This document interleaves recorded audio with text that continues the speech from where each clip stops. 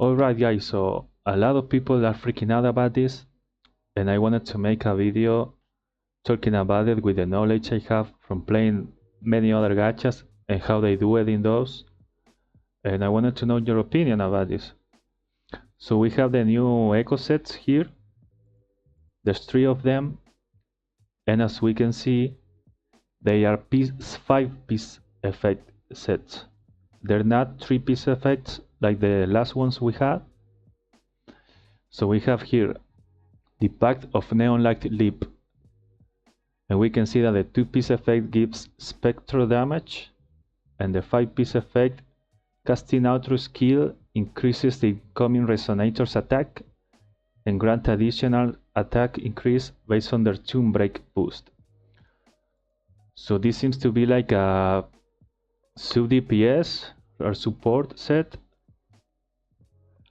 So basically the character this is meant to be to is gonna Tomb Break the enemy, then you're gonna use the outro skill to increase the attack of your main DPS.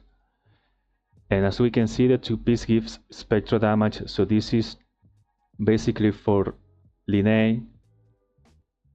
And we also have this set, the Rite of Gilded Revelation, which also gives spectral damage. Now, remember that they showed that Linnea will have 2 modes, which you can change in her ability section, and you can make her be playable as a DPS, as a main DPS, and as a sub DPS or support.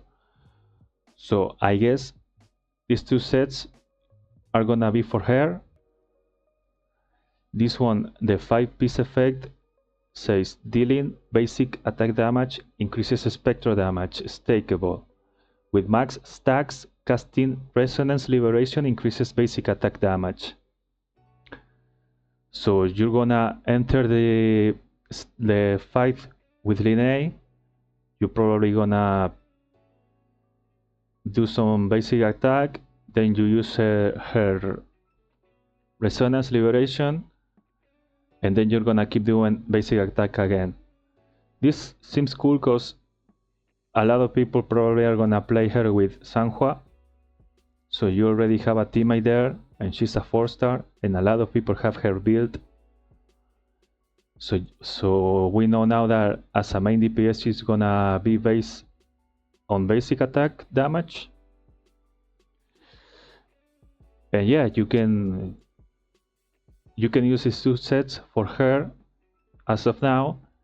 And the third set is a healer set, Halo of Stereo Radiance. So the 2-piece effect gives you more healing, and the 5-piece effect says healing an ally increases attack for resonators in the team based on the current off-tune build-up rate.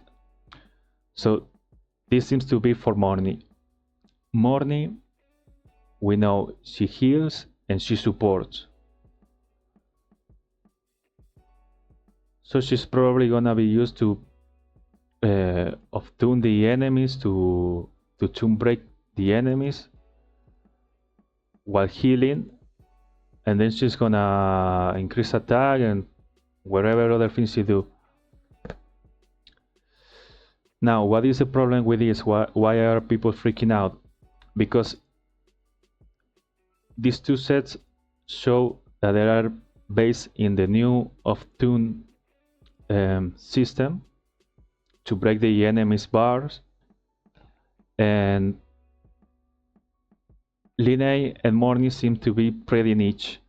Seems like they're gonna be based on this effect only, and this is kinda scary for some people, because if Kuro Game focuses on releasing all the bosses and endgame and everything based in Tomb Break effect, then the old characters might not work as well as they should, and a lot of people have their characters with dupes, with their weapon, with their premium teams, and a lot of people are really scared that those characters are gonna become useless now.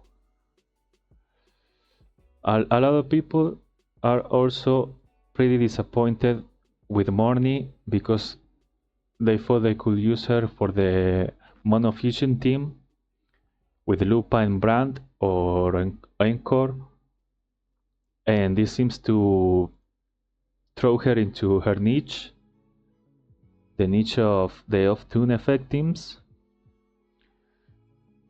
But we gotta wait and see, because probably she's gonna have some global boost skills. Knowing Kuro Games, I gotta say that I don't feel as threatened as other people do. They already say that the tune effect, they're gonna adjust it for all their characters too, and we know that Kuro Games listen to their player base. So in my opinion, at least, I think this is not gonna completely kill off all the old characters. I don't think they will make that mistake. And if they happen to do it, like if it's not balanced at all, we know that here the people, so if a lot of people complain, they're gonna change it. To at least in my opinion, I don't think they're gonna take that route.